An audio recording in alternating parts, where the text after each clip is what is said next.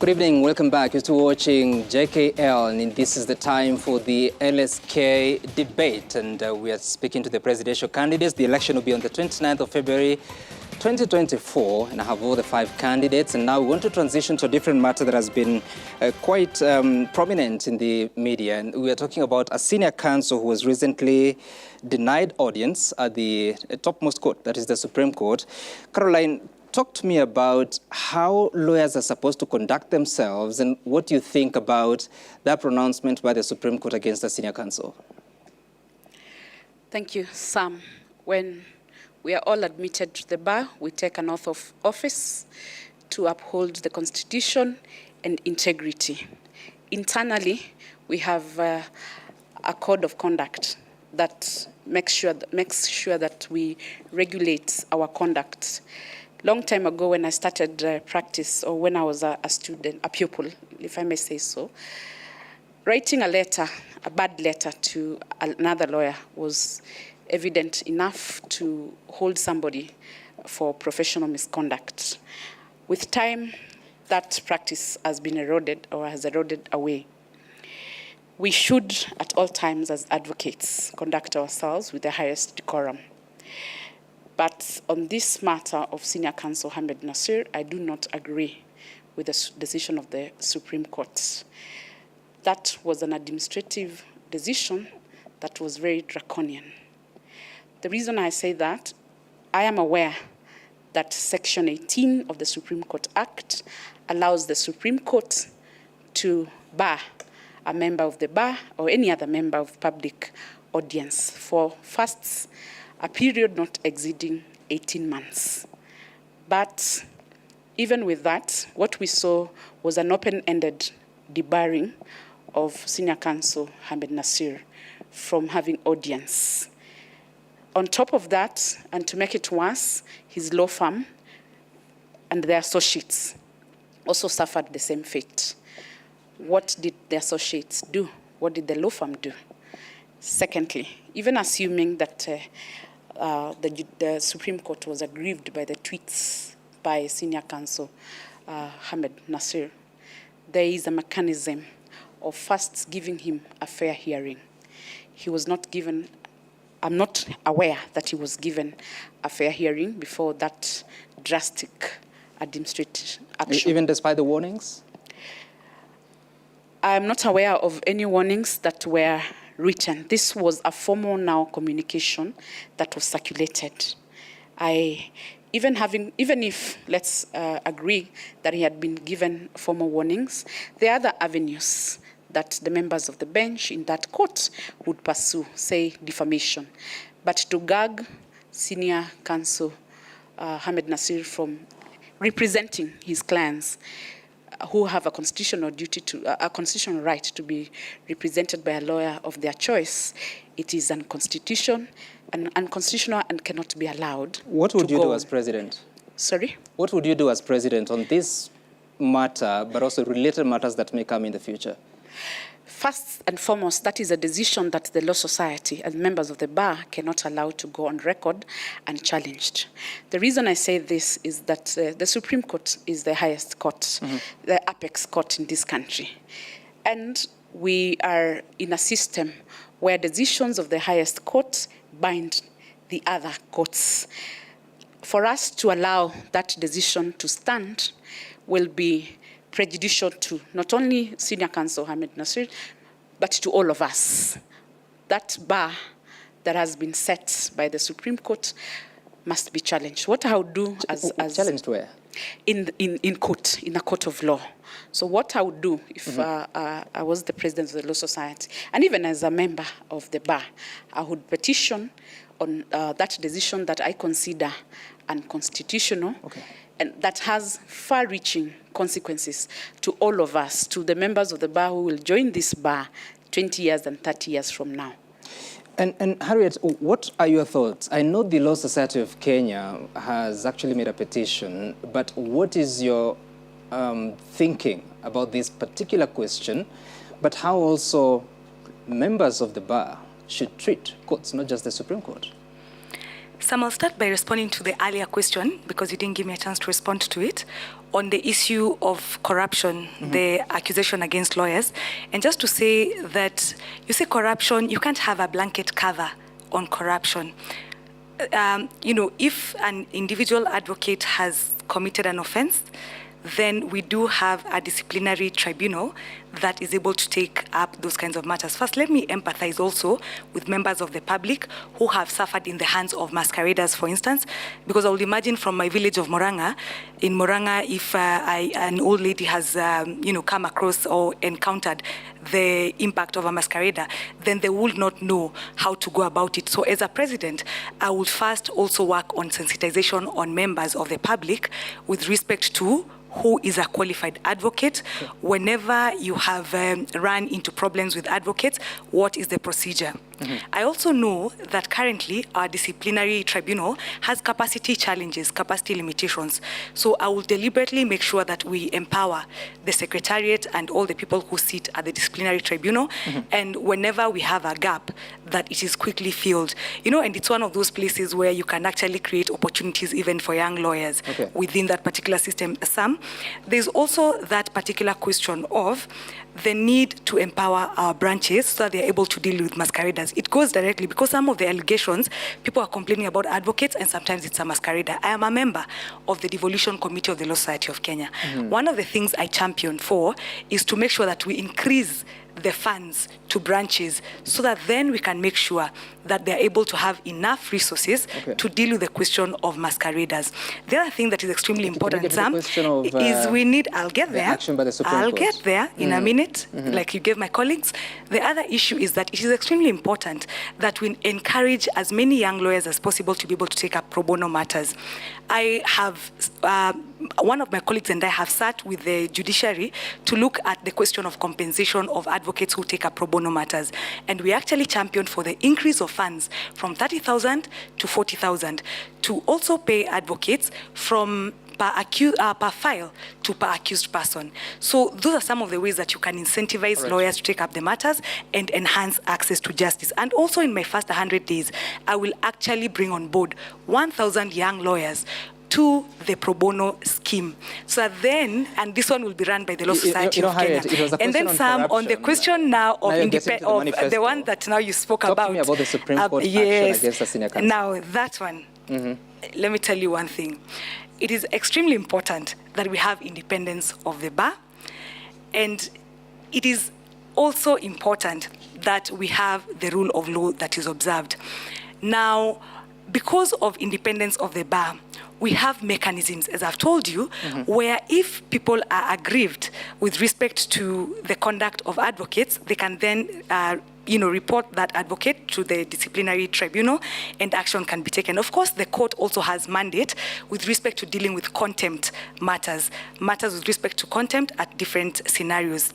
The thing in this case is also the manner perhaps in which it was done, because I did read the ruling where the warning was given, but then the warning had, the terms of that particular ruling then envisaged a situation whereby before the drastic decision was going to be made, he would ideally have been accorded a fair trial process so that then he can be able to defend himself. So as the president of the Law Society of Kenya, one of the things that I will be very keen to do is to have some form of a mediation committee between the judiciary. And we already have some form of that in terms of bar bench committees. It is just to strengthen them so that then they are more vibrant. Bar bench committees are there to make sure that if advocates have grievances with respect to judges, we come and share at that particular forum. What should have the Supreme Court done? The first thing is had that issue addressed through the bar bench, but also in terms of the decision that it made, it should have invited him now again to be able to defend himself with respect now. Because in the ruling that they gave, they said, if you do this again, we shall now be able to do this and this and this. But then he needed now to have been called so as to prove or not that he had actually done those things that they are saying that he has done again. So what they did, therefore, was to deny him a right to fair trial, a right to process. They indeed... So who would be the complainant in that matter? In which matter?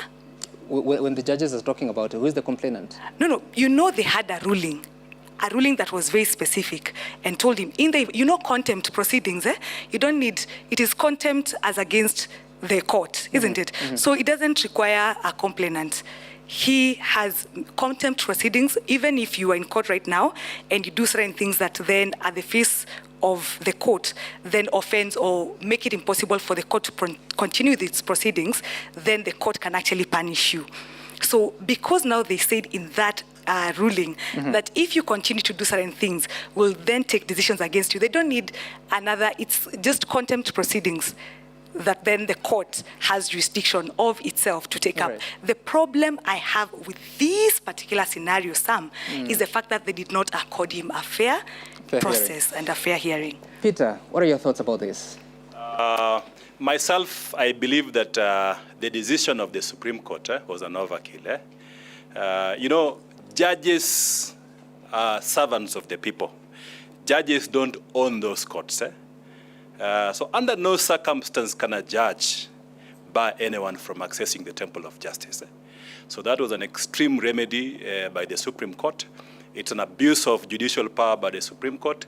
It is something which, as the president of LSK when elected, one, I will not countenance any harassment of advocates, because LSK president, you speak for the advocates. You are the trade unionist for the advocates. That decision sets a very dangerous precedent in the administration of justice, because it simply means that any magistrate, judge, or a judicial officer, you disagree with that person. In court, you raise a contrary opinion, then they bar you from accessing the temple of justice. So myself, in terms of solution, it's something which, one, let me use this media platform to tell the Supreme Court it's better that you reconsider that decision on two reasons. One, because it exhibits massive abuse of judicial power, and secondly, it's a decision which is extreme. You have remedies as judges of the Supreme Court. Remedy number one, sue Ahmed Nassir for defamation. The courts are there, open for you. Two, you can also cite Ahmed Nassir for contempt, and then you punish him. You can fine him. But under no circumstance can you, as a judge of the Supreme Court, bar anyone from accessing that court, because it creates the impression that you own that court, which is a major, major fallacy. So as president of the Law Society of Kenya, when elected next end of this month and assuming office next month, myself, I promise that I will intervene on that decision. And in conflict management, I believe How will you do that? How will you intervene? My intervention will be, for that decision, I disagree with the litigation approach. The Supreme Court is highly unlikely to reverse that decision when forced to do so in a litigation framework. What we need to do is be a little bit serious. What I mean is that we need to adopt a rule in conflict management. One, we will write a demand letter to the Chief Justice to reverse that decision within 14 days. If not, then maybe we might be a little bit extreme. Which is? Myself, what I propose is that we can either boycott the Supreme Court. Let all advocates, I will rally advocates to boycott the Supreme Court. Let's boycott the Supreme Court for only one reason, unless they reverse that decision. Because I believe it is only the Supreme Court which can reverse that decision. The High Court, you can't sue in the High Court to challenge a decision of the Supreme Court. And on this, I agree with the opinion which was issued by Miguna. That petition, it will just go through the justice system and then end up at the Supreme Court, and the Supreme Court then adopts it. So in terms of getting the decision to be reversed, we want the Supreme Court to reverse that decision like yesterday. So we will boycott court sessions as advocates until we get that decision reversed by the Supreme Court. The reason is that it sets a very dangerous precedent. I hear you, Peter. But Faith, I don't know if you agree with the position taken by the Law Society of Kenya, knowing that you are a member of the council there. But the Supreme Court, 6 judges that were sitting already recused themselves in a matter that the said senior counsel was handling. So is there a solution out of this, even as he proposes that there should be boycotting of the court? First of all, tongue-in-cheek, I would say, even as you issue that demand letter, isn't demand letter the next steps to suing them in court? So I don't know what will be the end eventuality after that demand letter. But even when you say that you want to rally advocates to... the demand letter. Let me just explain. I'd want to say, let Peter you said you wanted the debate, keep quiet and the wait demand for letter. his turn. Let me explain. Him wait for his turn. The demand letter is the for one the that Supreme is Court. moderator. You're the moderator of this matter. Allow her to finish if I something think to you add. should be allowed. When he what I wants was to saying speak, is, he'll be allowed to speak at another let's point. issue a demand letter for them to reverse the decision. Okay, fine. I didn't Now, say okay, that we are going to sue them. You We made can your sue the point. Supreme Court in the High Court. Well, Peter, he you said made he'll your issue a point. demand letter. I'm wondering what you'll demand, then what next? That's why I said We demand the reversal of the decision, Mr. Then he asked reverse the everyone. decision because it's bad for lawyers. Peter, listen, I've heard you. Sam, I think we don't need a debate because when you challenge somebody with his decision, I think he goes erratic. So I doubt we'll be able to have a debate here to continue that tangent. Give me your answer. So I would say that I agree with the decision of the Law Society to challenge because that was a judicial decision. Ahmed Nassir, as an individual on principle, had a right to be heard. So even if they hold him for contempt, that would have been the obvious process, what they ought to have done. He's not the first lawyer that has been held in contempt. There have been others. The question is why, to that extent, they didn't give him a right to be heard, and to extend it to his advocates at the farm. So that's the challenge that we have. And even just to be honest, when we talk about the code of conduct and social media guidelines, these are guidelines we tried to propose to members, and our same members rejected having social media guidelines. And as a public office, the Supreme Court is the highest court of the land. So if you have a grievance, I don't know, where do you go next? Do you go to the East African Court? Do they have jurisdiction? So they ought to be criticized. I think the same way we criticize the executive, we criticize Parliament, the judiciary also sit in those offices, and when they make decisions, we had them making of overtures of calling applications of hot air and the rest. Why members of public, where could they ventilate? So you'd say everyone who criticizes you for your decisions and for the things that you say, they should not say so. Or it's, but Faith, is it possible that you label an entire bench to be corrupt and expect justice when you appear before it? The reality is I don't agree with his sentiments as an individual by labeling the judges. But that's not the point. The point is the principle. They're laying a dangerous precedent that any single advocate or counsel that challenges decisions of the court or raises concern, because even if there was corruption, sometimes the question is, how are you able to get that evidence of the corruption? Unless it's very clear from the decision of the court, it doesn't make sense, or they clearly also don't have jurisdiction over that matter. It's sometimes hard to collect evidence. If you see the emotive case of Chitembwe, there had to be recordings that were done in secret for that investigation to go to the next level. So the reality is the courts also must realize that as the last bulwark, they also have to abide by the rule of law. We cannot expect that the same judges who we are fighting saying that they uphold the Constitution are the same ones who are violating that Constitution. They are not above the law, and that's what the Law Society is saying. Okay. And for you, Bernhard, talk to me about what should be the outcome of this. There are some that have argued that even if you challenge it at the High Court, and I hear it from here, that you may still end up, but also, is such a decision by the Supreme Court binding on the other courts? Thank you very much, Sam. I want to say that the Supreme Court is an apex court in this country, and it is populated by eminent personalities. However, on this decision, I think they crossed the Rubicon. So much so that partners, associates, and clients were condemned and had. If you were to go to the High Court, and probably I agree with Peter Wanyama Ongorubas on this, if you went to the High Court against a decision... He's not pronouncing my name well. My name is Ongurapus. He's saying Ongrapas. Can you remind him? Thank you very much. Peter Wanyama is a friend and a college mate. So we've had a number of run-ins in court, but he's a nice person. I wanted to say, let me use PMO. I'm struggling to pronounce Ongurapus instead of Ongu. You know, it's almost related to. It's almost related to the other names. Thank you very much. it is very difficult and problematic in terms of jurisprudence to challenge a decision of the Supreme Court in the High Court, because this was not an opinion. This was not a letter from the DR. The Supreme Court has pronounced itself. My solution, Sam, because this is a profession, there's collegiality amongst members of the legal profession, the AG, the CJ, the Senior Counsel Bar, and the Ordinary Bar. As a president of the Law Society of Kenya, I would have taken a pragmatic approach.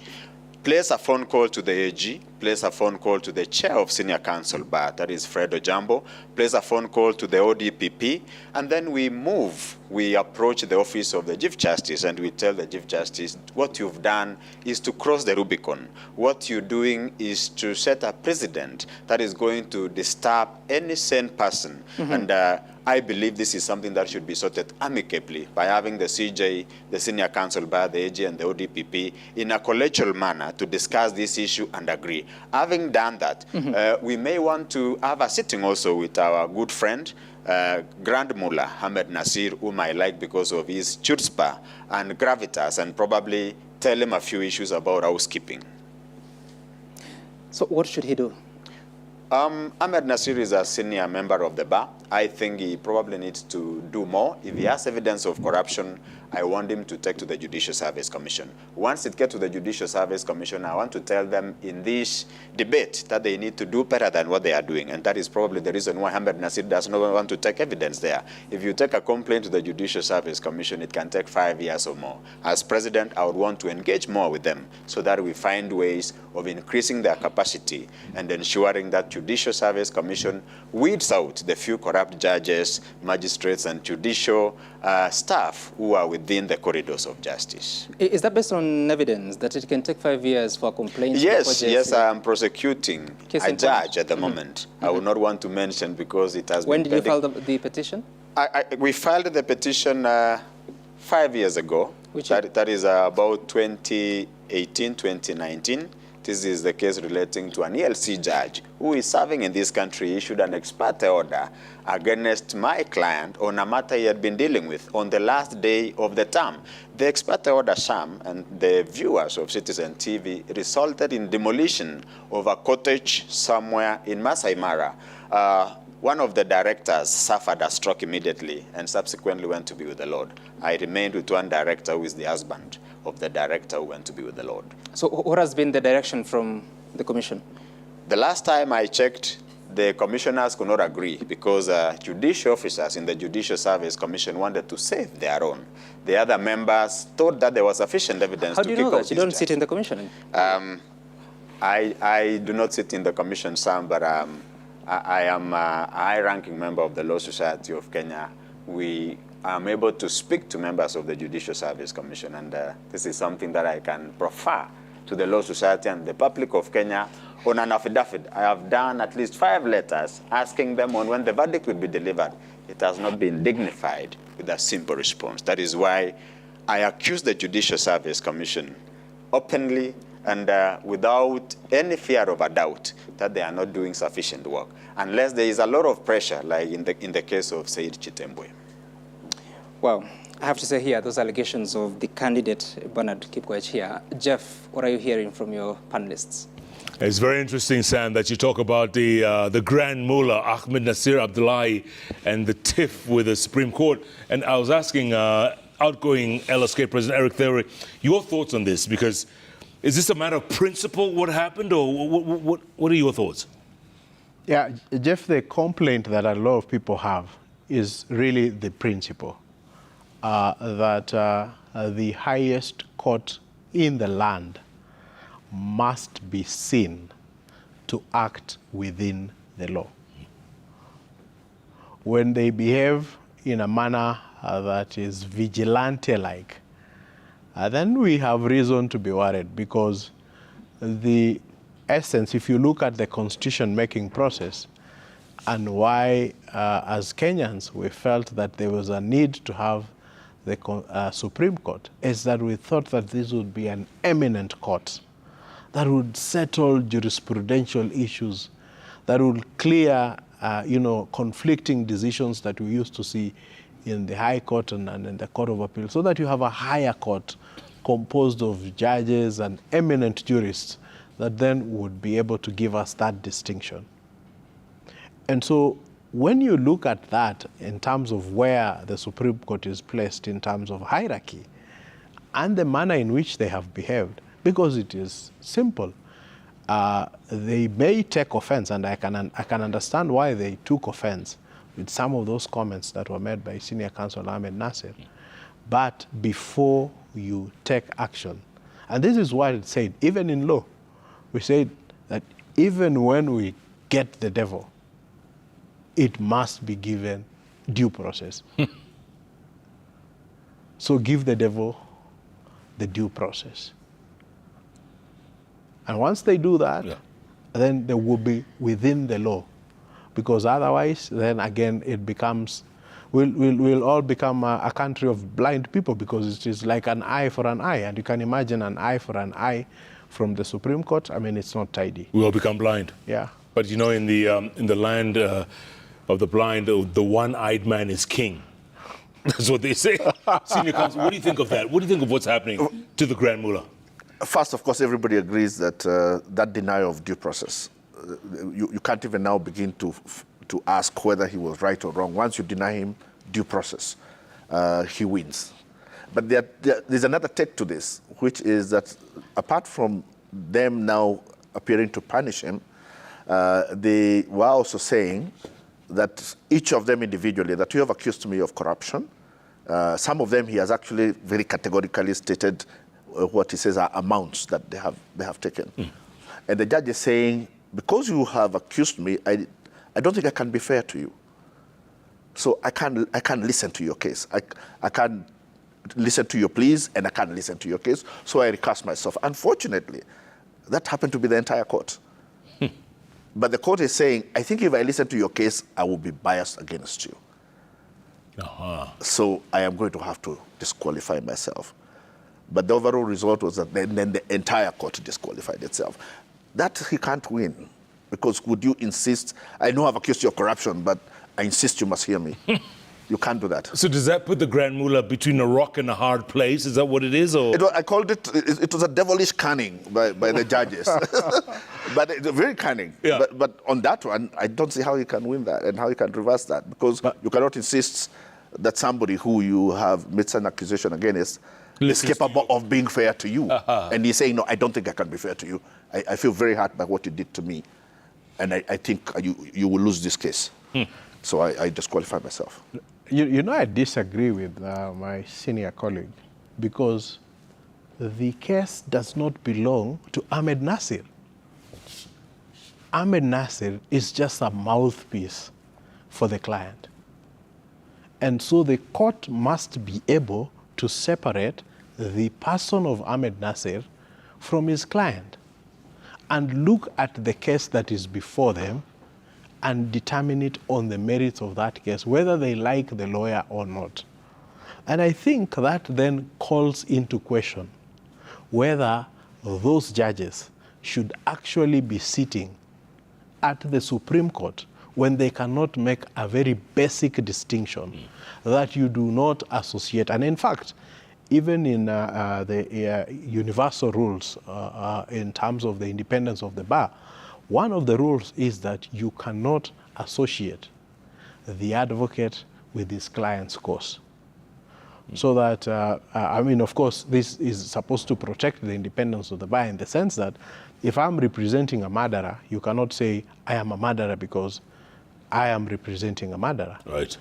I mean, that is how it works. But the corollary of it is that if a client has chosen me and the client has the constitutional right to a lawyer of his choice, then when that case is presented before a court, a proper functioning court should be able to separate the lawyer and look at the case and look at the facts. And it's tragic that this court is saying, you know, I don't like what you say about me on other cases, so that I will not give your client justice because of the comments you have made against me. Right. It tells you that that is a judge that is unable to separate the issue that is before him and calls into question as to whether they should actually be occupying that office. And then I think for us, those are some of the issues that we are looking at. Right. Senior counsel, you're saying, Yeah, I think we may need to be very careful so that we don't blow hot and cold at the same time. Any semblance of bias in a judge is grounds for recusal. So if for a fact, yes, that if, for instance, Ahmed Nassir presented the case and the client lost, the client will believe I lost because you don't like my lawyer. Right. So where do you strike the balance? What if the judge honestly is very honest and saying, yes, I do feel hurt, and I'm really worried whether I will be able to be biased, or I fear that I might appear to be biased because you have accused me. So then what are the rules of when a judge should disqualify himself or not disqualify himself? Because if he goes ahead and he finds against him, everybody will say, of course, Nani never wins his cases because the judges don't like him. Right. Good point. We're going to take a break, come back, and talk about the rift between the judiciary and the executive. Mr. President, you were very vocal in that last few months. We'll talk about, I'm sure Sam is going to be talking to the presidential candidates about that. So, yes, that, and then your reaction. What are your thoughts? Who should be the next president of the LSK? Keep tweeting at Kunanga Jeff, at Citizen TV Kenya, the hashtag JK Live. JK Live takes a break. We'll be back in a moment.